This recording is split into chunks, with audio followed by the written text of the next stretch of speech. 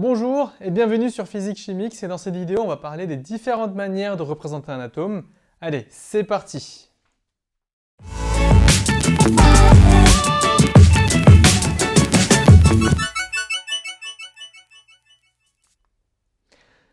On dit que toute la matière est constituée d'atomes. Mais en fait, c'est quoi vraiment un atome? Et comment ont fait les scientifiques pour représenter ces toutes petites particules? Revenons à l'origine du mot atome. Au IVe siècle avant Jésus-Christ, Démocrite pense déjà que la matière est faite de toutes petites particules qu'il a appelées un atome. En fait, atomos en grec veut dire indivisible. Plus de 2000 ans après, l'intuition de Démocrite a été expérimentalement confirmée par John Dalton. Pour lui, chaque matière était faite d'atomes différents. Il a commencé à les référencer dans son carnet.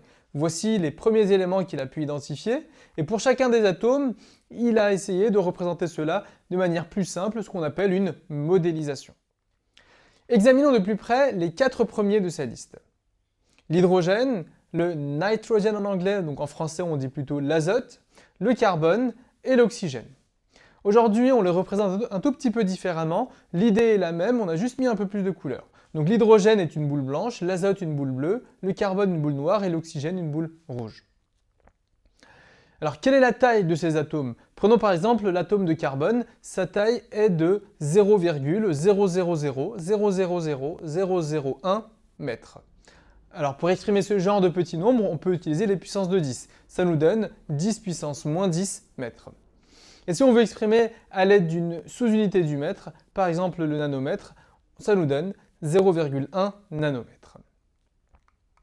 Alors pour vous donner une idée de la taille que ça représente, on peut en placer 10 milliards sur 1 mètre. Alors du coup, sur 1 millimètre, combien est-ce qu'on peut en placer? Je te laisse me donner la réponse dans les commentaires. Eh bien, est-ce que ce tout petit bout de matière est vraiment insécable? Eh bien non. Joseph John Thomson découvre environ 100 ans après Dalton que l'atome n'est pas indivisible. Il a réussi à arracher à certains atomes des particules 2000 fois plus légères et chargées négativement. Prenons par exemple l'atome d'oxygène.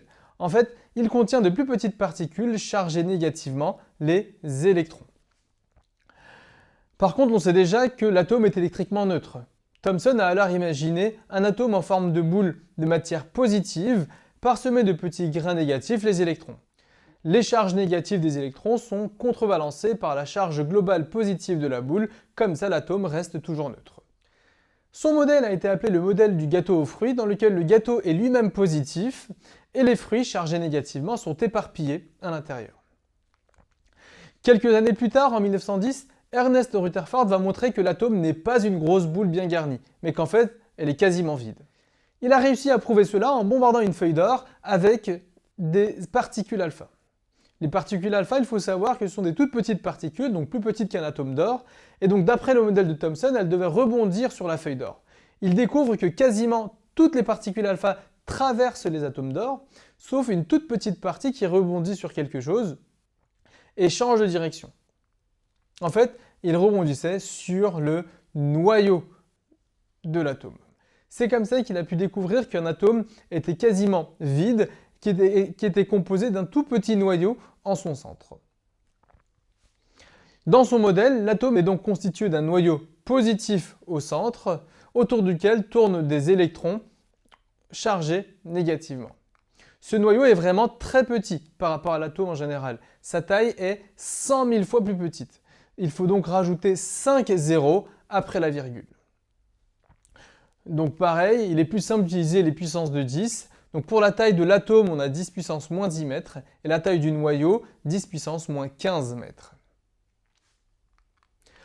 On va essayer de représenter cela à notre échelle pour essayer de mieux comprendre la différence de taille qu'il y a entre un atome et son noyau.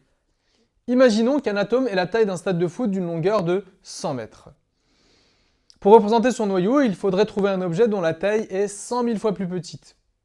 Alors vous avez des idées? Un ballon de foot.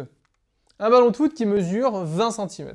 Alors faisons le rapport entre la taille d'un stade de foot et la taille d'un ballon de foot. Alors il faut utiliser les mêmes unités. Et si on fait le calcul, on trouve que le ballon est 500 fois plus petit que le stade de foot. Alors c'est trop grand pour modéliser le noyau. N'oublions pas, on cherche un objet 100 000 fois plus petit que le stade de foot. Essayons plutôt avec une fourmi qui mesure 1 mm. Alors si on fait le rapport, toujours avec les mêmes unités, on trouve bien que la fourmi est 100 000 fois plus petite que le stade. Alors la différence de taille entre un atome et son noyau est comparable à la différence qu'il y a entre un stade de foot et une fourmi. Alors à toi de jouer et dis-moi quelle serait la taille de l'atome si on avait effectivement représenté le noyau comme un ballon de foot. J'attends tes réponses dans les commentaires.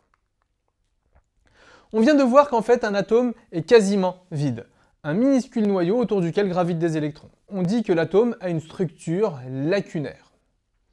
Le modèle de Rutherford ressemble aussi à un système solaire. C'est pourquoi on lui a donné le nom de modèle planétaire.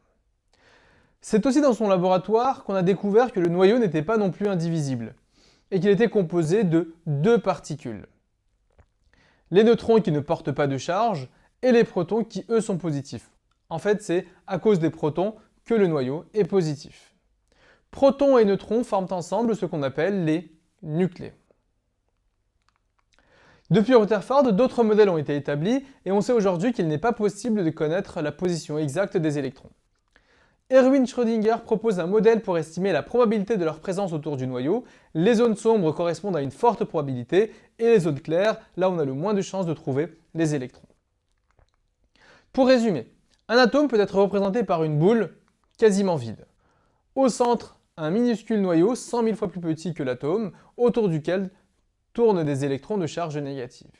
Le noyau, lui, est constitué de deux types de nucléons, les protons de charge positive et les neutrons qui, eux, ne portent pas de charge. Et voilà, nous sommes arrivés à la fin de cette vidéo. Si tu as des questions, des remarques, tu peux m'écrire dans les commentaires. Si la vidéo t'a plu, n'hésite pas à liker et partager. Si tu veux être au courant des nouvelles vidéos, abonne-toi et active la cloche. A très bientôt pour une nouvelle vidéo.